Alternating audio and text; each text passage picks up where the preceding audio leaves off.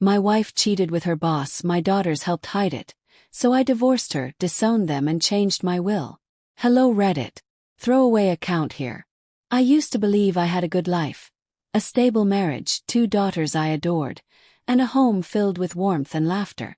But that comforting illusion shattered the moment I learned it was all a carefully constructed lie. It began subtly. My wife, Lisa, had been distant for months, always blaming work stress. I chalked it up to burnout and tried to be supportive. Meanwhile, my daughters, Jenna and Brooke, both in their early 20s, had grown unusually secretive. I'd walk into a room, and they'd exchange glances or go silent. I tried not to overthink it.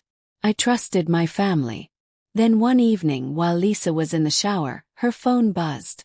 A message popped up from a man named Patrick, her boss. I'm not a jealous or controlling man, but something in my gut told me to check.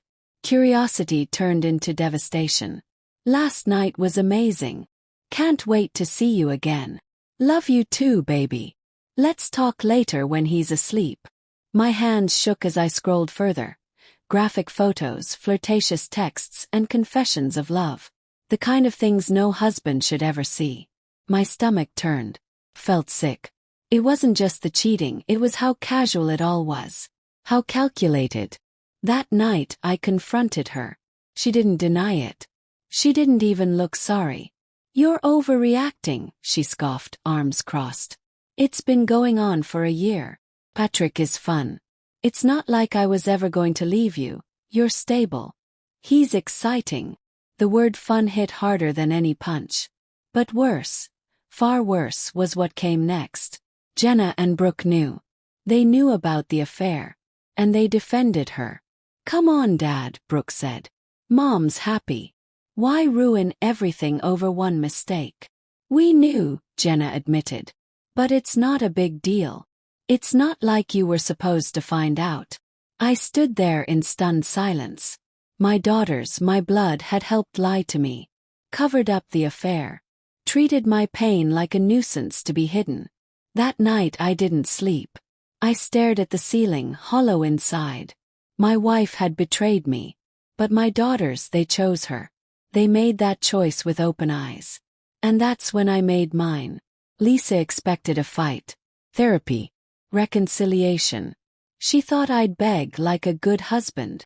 But I had no intention of groveling for a woman who saw me as her backup plan.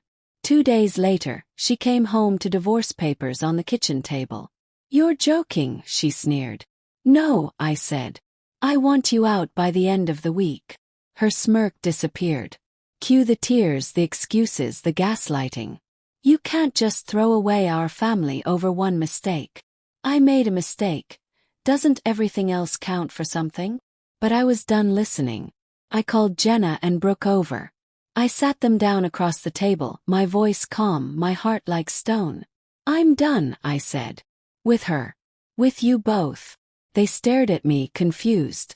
Dad, you don't mean that, Jenna whispered. I slid an envelope across the table. That's the updated will. You're out of it. Brooke laughed nervously. You can't be serious. We're your daughters. No, I said. You're her daughters. You made that clear. Lisa looked horrified. Maybe she thought I'd forgive eventually. That family would win. But betrayal has a price. And I was done paying it. The divorce was fast and brutal. I had all the evidence. She walked away with almost nothing. Patrick. He didn't stick around. Turns out he liked other people's wives. Not the responsibility afterward. As for Jenna and Brooke, they tried to reach out.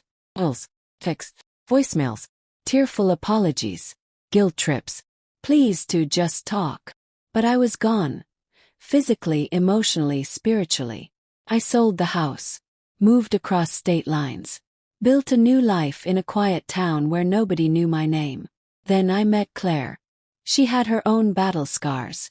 A woman who knew heartbreak but hadn't let it turn her bitter. With her I found peace. No secrets. No mask. Just 2 people trying to love again without the weight of lies.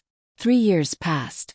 One evening, Claire and I were on the back porch watching the sunset when my phone buzzed. Jenna. Again. I silenced it like I always did. Then a knock at the door. Claire touched my arm. You okay? He nodded. I will be. Open the door. Jenna stood there. Eyes red, posture broken. She looked nothing like the smug, defiant girl I remembered. Just someone lost. Dad, she whispered. Please, let me explain. I almost shut the door. But something inside me, call it curiosity, call it pity, let her in. Claire gave us space. Jenna stood in my living room, taking in the home she'd never been welcome in. You look good, she said. I stayed silent. I guess I deserve that. There was a long pause. You were right to cut us off, she said. We thought we were protecting our family, but really we were protecting her, even when we knew she didn't deserve it. She looked down. She never loved Patrick. It was just the thrill.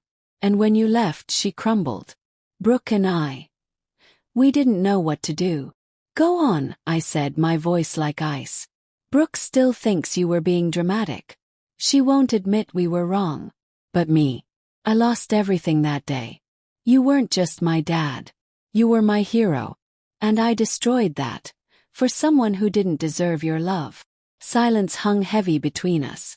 I studied her, searching her face for signs of deception. But all I saw was regret. I don't hate you, I finally said. But I don't know if I can forgive you. She nodded, wiping tears. I don't expect you to. I just needed you to know I regret it. Every single day. After she left, Claire returned to my side. How do you feel? She asked softly. I stared at the door. Then at the life I had rebuilt. Like the past finally caught up to me, I said. She squeezed my hand.